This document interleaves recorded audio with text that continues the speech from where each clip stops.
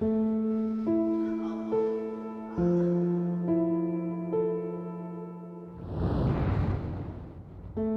is the true story of a woman my age abused as a child. All the words I use are her words. The interviews you will see with professionals who work to protect children are conducted by her. This first programme looks at her life up to the age of 11. I think my mum hit me from being a tiny baby. I've now got a baby myself, and my mum told me when I was pregnant to hit him where the bruises wouldn't show. I think that's what she did to me. I don't ever remember meeting a nurse at primary school.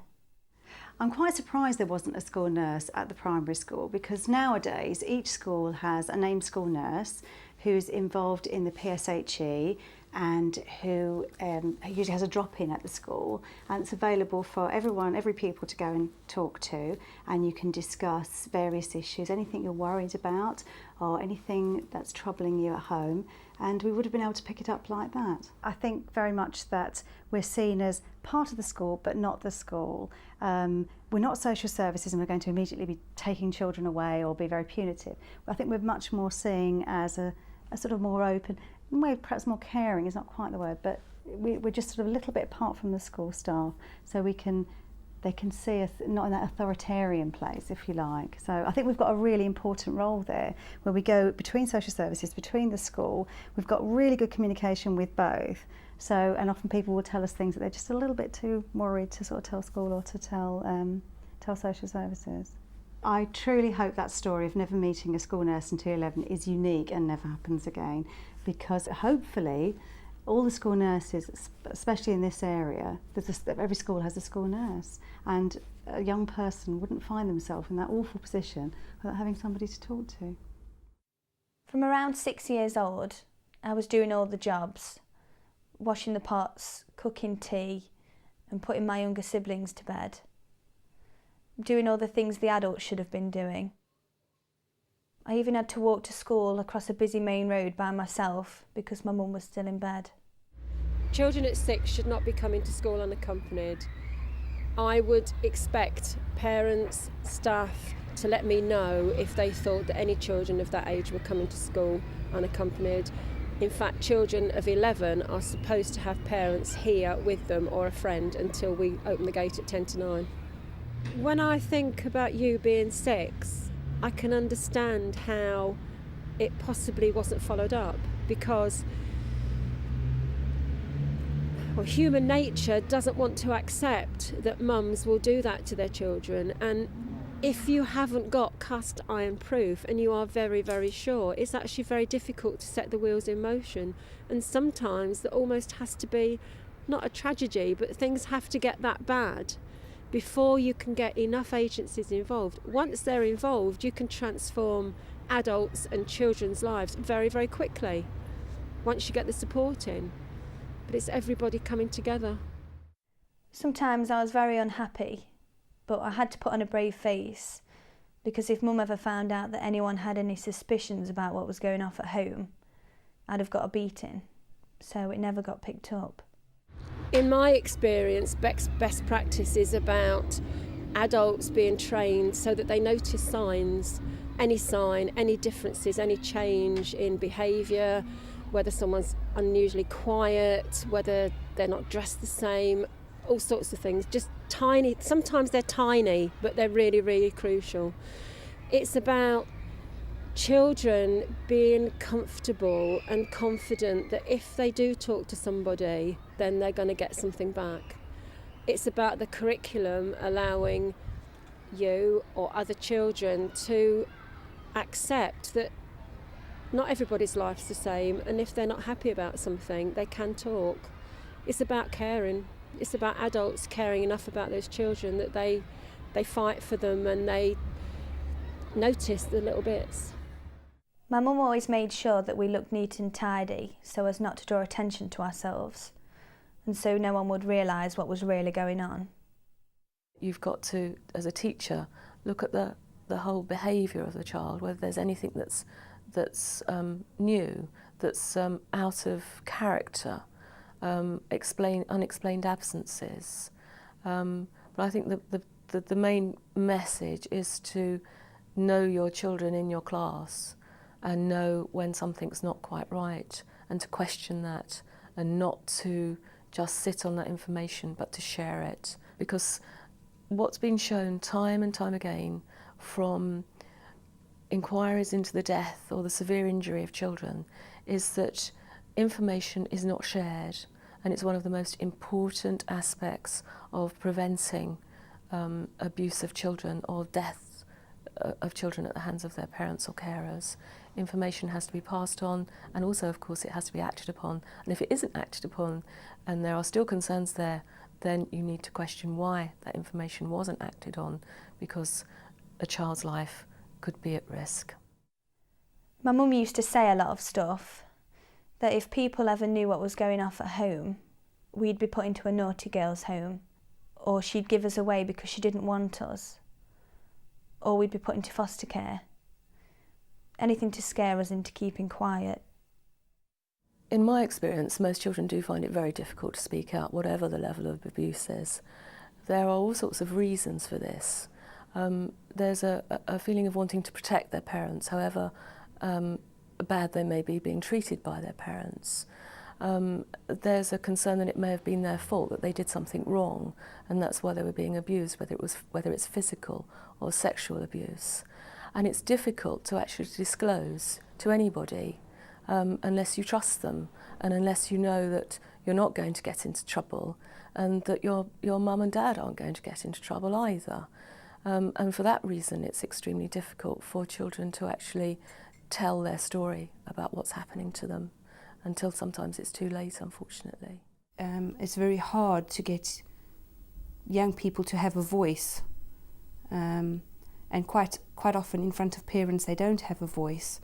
For many reasons, it's not easy to talk up in front of your parents when social services arrive, when a social worker walks through the door, and quite typically when children speak to us more or better is when parents give us consent to maybe do a piece of work at a child's school, away from their family home. But as you can imagine, for a parent to give that kind of consent, our concerns must already be quite grave, or we must have a substantial amount of evidence or information coming in before we can give the parents a bit of that push to say, actually, you don't have much of a choice here. We're going to go see your child at school, and we'd prefer to do it with your consent, but the threshold has to be quite high to give parents that kind of push. So, for example, if a child phones in, or if a neighbour phones in and says, I heard a child crying next door, it wasn't a normal kind of cry, or when she visits me, she always presents as hungry and unfed. I'm giving a few scenarios where people might typically report to us. We might visit the household on the first occasion, but when we get there, the child might present okay, and it might take 2 or 3 or 4 referrals before we are able to say to parents, look, this isn't the first time, you're not resolving it. So I wasn't altogether surprised about your experience. I think what is always terrible is hearing how long you had to suffer, and that through your childhood nobody had picked it up and nobody had been able to help you. I never went to friends' houses, so I didn't see how other families lived, but I knew I wasn't a happy child. I don't remember the school ever asking me how I was or how things were at home.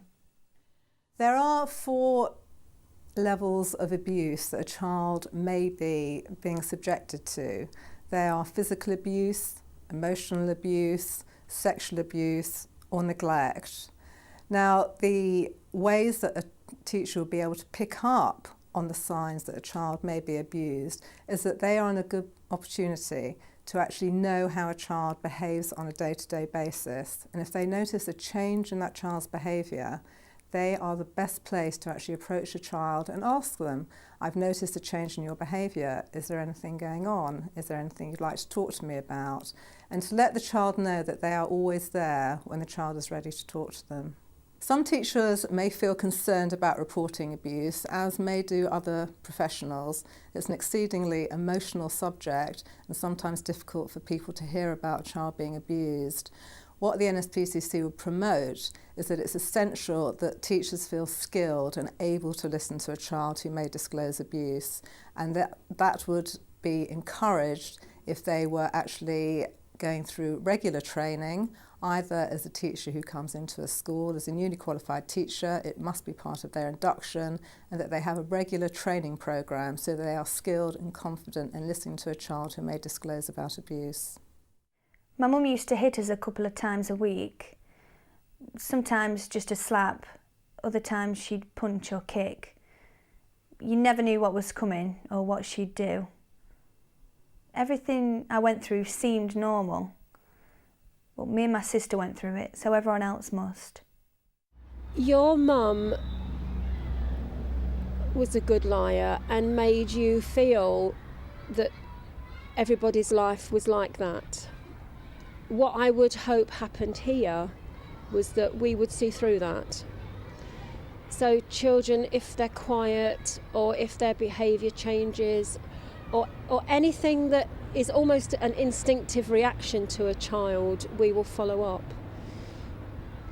What I also would hope is that any child found at least one adult in school that they felt confident to talk to.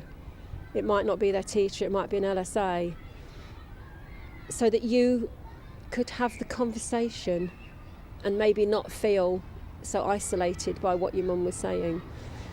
Things like PHSE and circle times and assemblies often spark things off in children, and they will then say something.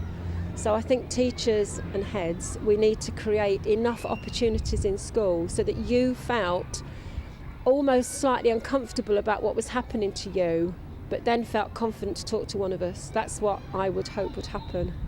Any teacher who has a concern about a child in their classroom should not be thinking about alienating parents. The most important point is to ensure that that child is safe when he or she goes home at night, when they're at home at weekends, and when they're at home during the school holidays.